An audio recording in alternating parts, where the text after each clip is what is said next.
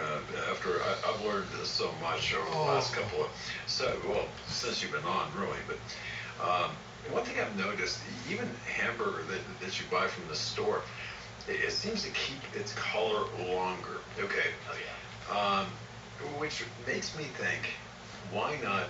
And this is easy to do, folks. I'm telling you, it's really all it takes is a $39 attachment for a blender, depending on the blender you have. But to grind your own hamburger, make your own hamburger. Again, that's just my view on things. But I'm looking at hamburger from the store with kind of a little bit of a, what is that? Why is it after a week and a half, which to me, no meat should ever last a week and a half. I don't know. Well, a lot of the times people realize this. A lot of times in the processing facilities, they will actually hit the meat. They'll treat it with carbon monoxide, which helps artificially maintain that red color. Because you're exactly right. This beef just got processed a week or 2 weeks ago, and it's so vibrant and full. It looks like they just butchered it in 20 minutes and packaged it for you. And that's a lot of times that's because they hit it with carbon monoxide, and almost it stops basically the whole chemical reaction of what's going on with it.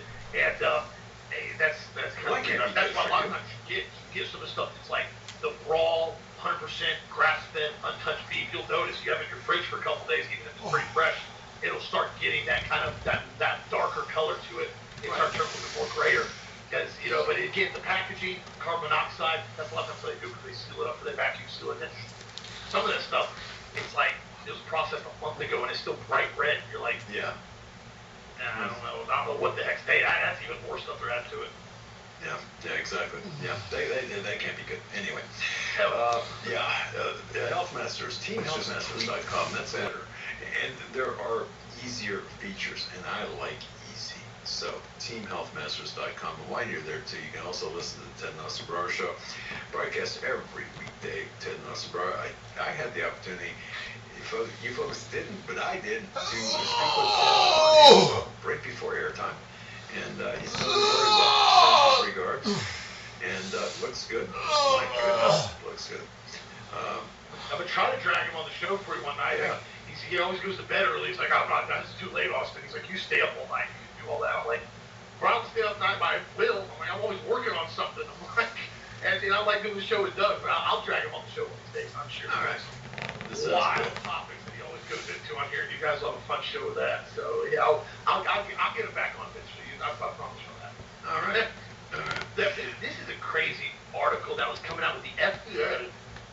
This boggles my mind because I'm still trying to fathom the fact that this is actually approved for 6-month-olds. The FDA is talking about the emergency authorization of Pfizer COVID vaccine for kids under 5. The CDC still state and local health departments that the FDA is ending the emergency authorization for Pfizer's COVID-19 vaccine under 5, but will fully license the shot for kids age 12 and up.